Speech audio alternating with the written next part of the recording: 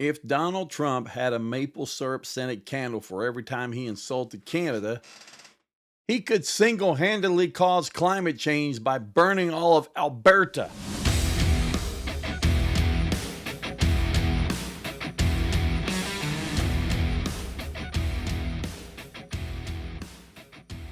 Ladies and gentlemen, moose and mounties, poutine pirates, and polite peacemakers, welcome to the Logical Report. Today's episode is not a roast, not a takedown, not even a scandal-stuffed conspiracy palooza. Today is an apology. And today, we're going full Canadian. We're here to say sorry. Not the fake sorry, like sorry I got caught. No, this is the real deal. Like, sorry we crashed your canoe while trying to pet your moose. Canada, we owe you. We, the United States of America, owe you a big one. A tall stack of warm, buttery, heartfelt I'm sorry served on a fine Tim Hortons tray, hand delivered to every Canadian with a functioning memory of the last 8 years. Why? Because Donald Trump, our very own presidential hockey fight without the ice, spent his entire administration treating Canada like it stole his fries and dipped them in socialism. So today, Canada, we say, sorry, eh? We are sorry for Donald J. Trump. All of him.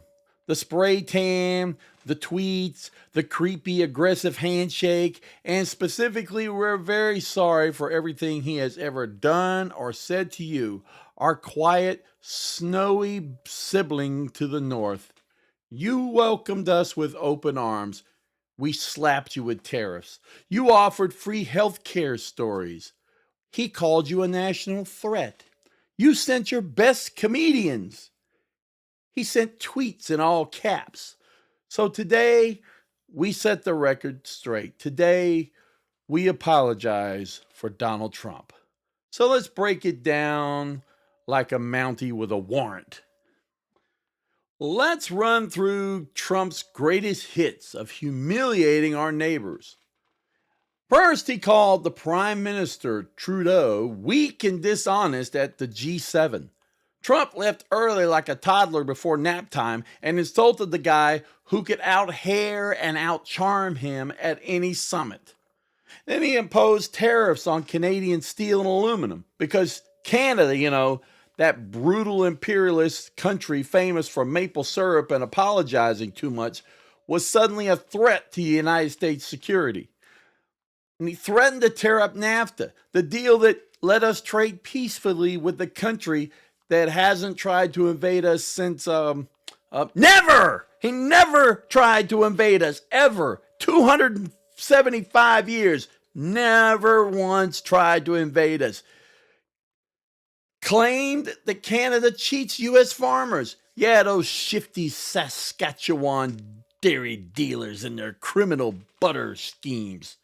Suggested that Canadians were smuggling shoes across the border. Not drugs, not guns, shoes. Apparently, Air Jordans are part of the elaborate plot to destabilize America.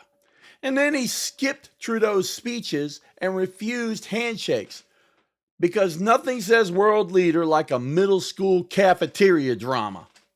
Repeatedly, he left Canada out of trade talks.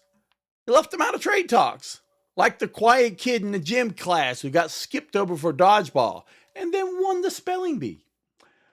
Accused Canada of being ungrateful because we weren't buying his Trump-branded maple bacon steaks?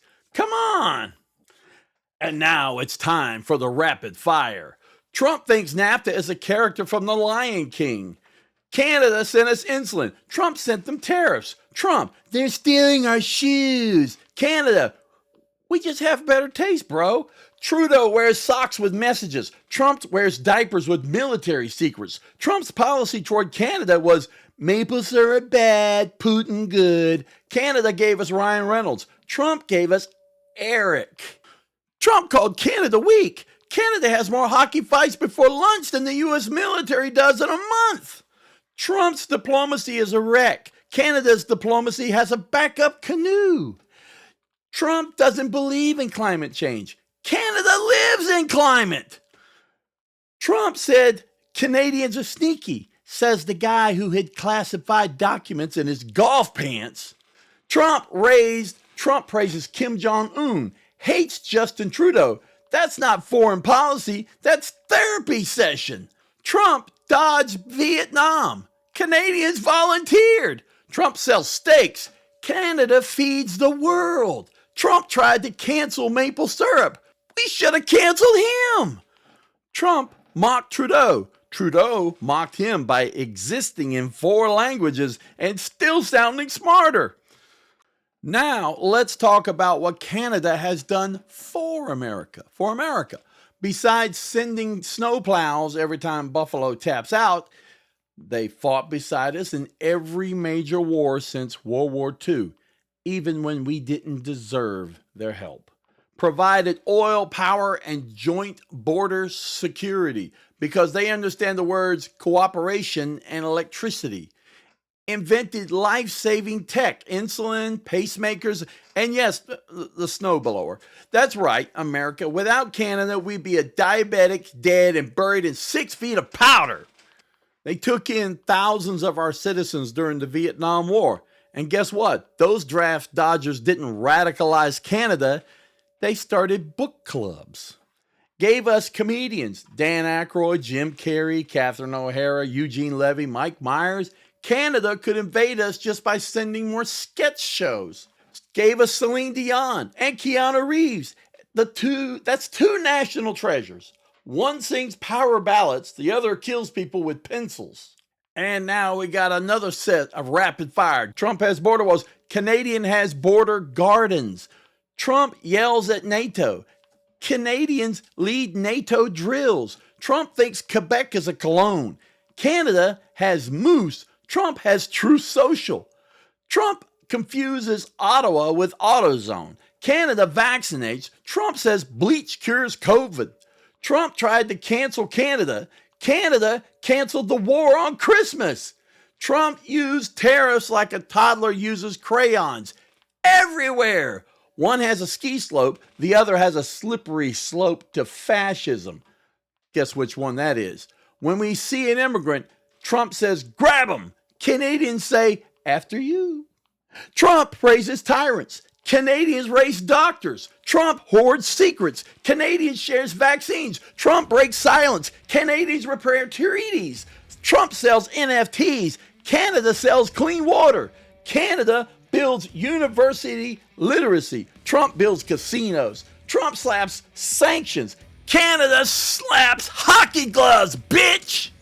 And finally, Trump sued a town over windmills. Canada powers homes with maple-scented wind. Canada never wanted this fight. They brought flannel to a flame war. They brought maple syrup to a Molotov cocktail contest. They came with respect. Trump came with tariffs and the foreign policy savvy of a guy arguing with the Alexa in his bathroom. America, you can't treat allies like exes. You can't call them cheaters, weak, and sneaky. Then ask them for help every time California catches fire.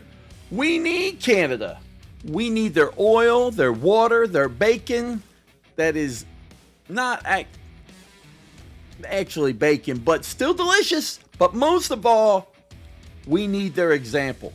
Because when America lost its way, Canada stood still. Not loud, not proud, just there.